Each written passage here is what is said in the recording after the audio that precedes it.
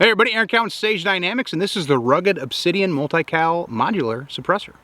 I gotta tell you, I'm super happy that a lot of the suppressor manufacturers are making modular suppressors. When I mean by modular, not only multi-cal, is the ability to shorten or lengthen the suppressor based on application need or lifestyle choices, you know? What do you want to do with your suppressor? What's the purpose? Do you want to be super, super quiet, or you just want something that doesn't cause pain to the ear when you shoot the gun in an emergency situation? So everybody, or almost everybody at this point, offering a modular suppressor is a really cool thing. This is my first rugged suppressor that I've actually owned. I've seen them before, I've had guys come through classes with them, and I just hadn't gotten around to getting one to actually do an evaluation or a review. My reviews, of course, are objectively subjective. It's kind of the way I put things through a process, but ultimately the way I choose and what I choose to test is going to be subjective, so you can take everything with a grain of salt. One man's opinion, sample size of one, so on and so forth.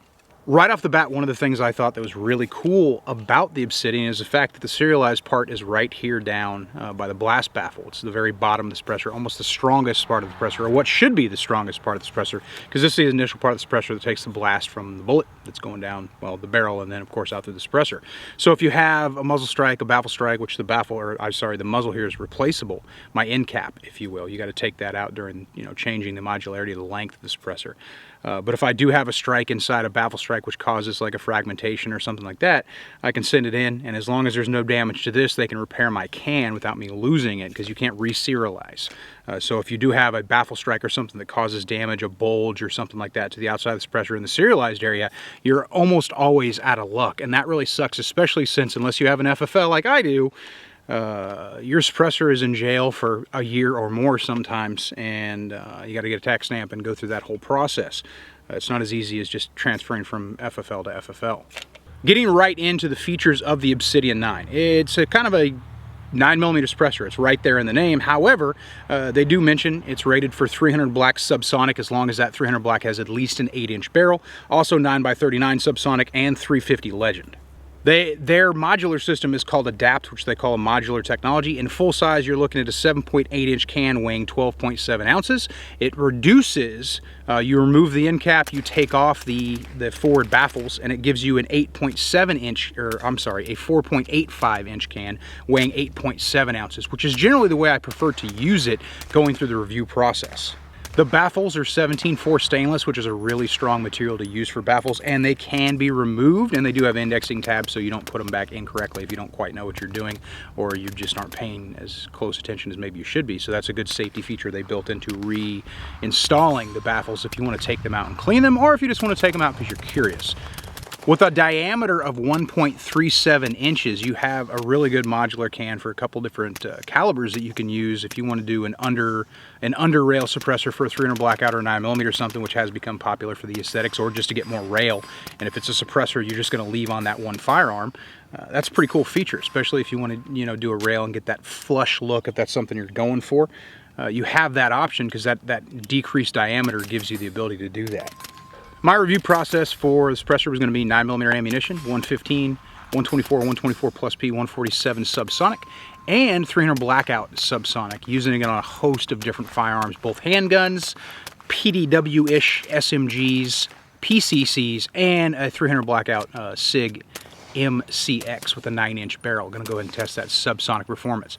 I bounced back and forth between full length and the shorter configuration constantly. One of the first things I did once I got the suppressor, kind of got familiar with its accessories and got familiar with its construction, got familiar with changing out the pistons and things like that, was my 500 round burn down. Now, Rugged quotes it to be belt fed rated, which is a term that you don't hear very often. I do not have a 9mm or a 300 blackout belt fed, but I do have this MP5, so here's your burn down.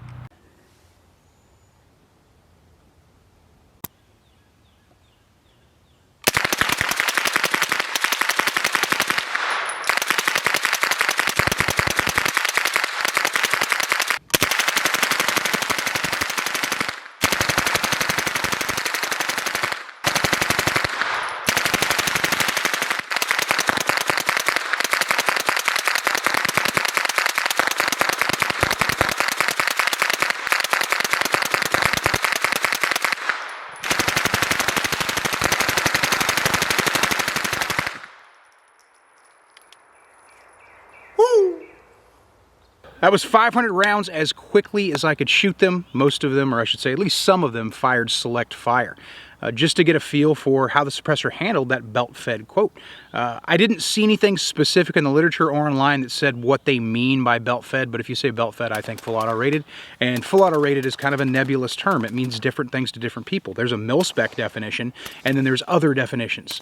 So I wasn't exactly sure, at least I couldn't find it, and maybe I just missed it when looking at the website. Somebody in the comments can point me to that, what specifically their round quote or their timeline or their schedule of fire was for that. However, I will say this, throughout the 2,000 round review process, I did put a lot of select fire full auto mag dumps, if you will, with that MP5 through it, and it ran great. The 500 round burned down first to last round. Didn't notice a huge difference in tone. Didn't have any of the sometimes concerning louds, pops, and hisses that you get when a can may be getting close to weld failure. So for the purpose of the burn down, it was a huge pass.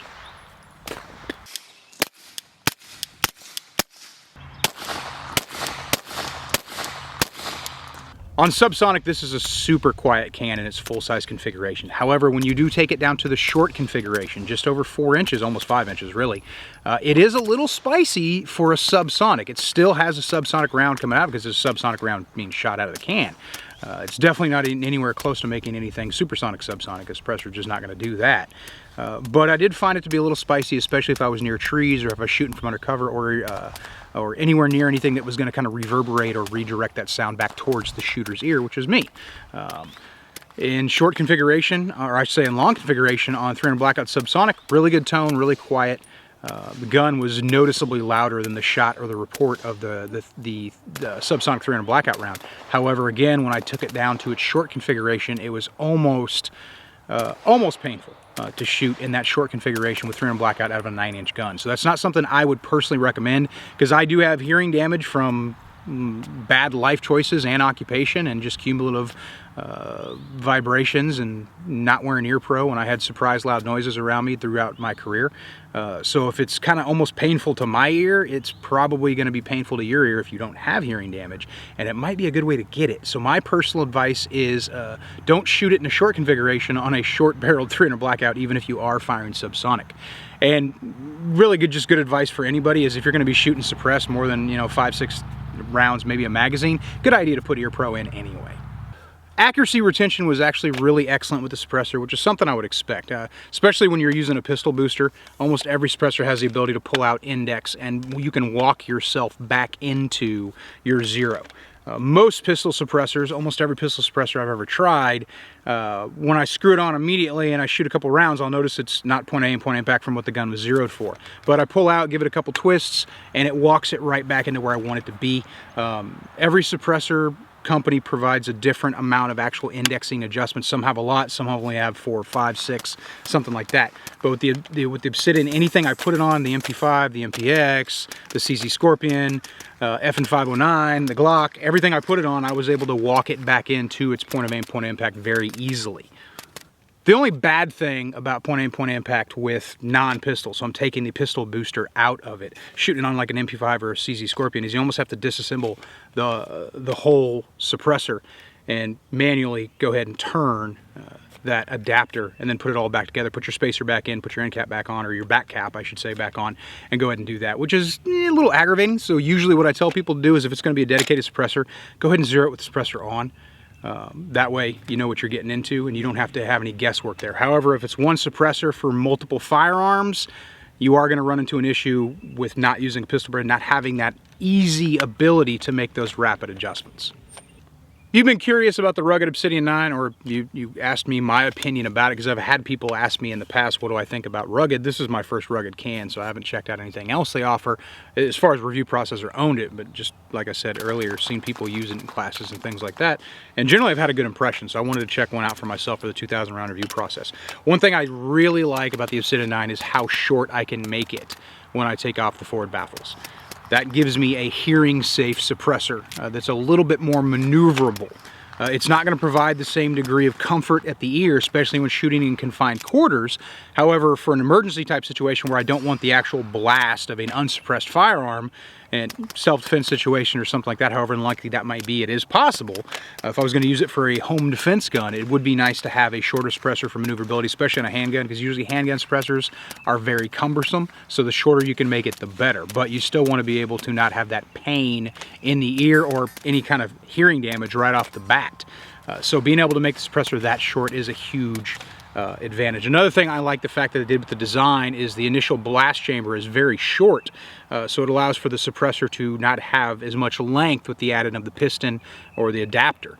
That does make work a little bit harder on that initial blast baffle over time, but because the baffles can be removed and cleaned, you don't have to worry about that corrosion stacking and building up over time, as long as you occasionally take it apart and clean it out really good. Not every suppressor you can do that with, so it is nice to have this 9mm/300 blackout subsonic suppressor that you can take apart and clean. So if you're curious about my feelings on the Obsidian, I like it a lot, and it's a suppressor I'm going to keep, a suppressor I'm going to continue to use. I'm Aaron Cowler, Sage Dynamics. Train accordingly.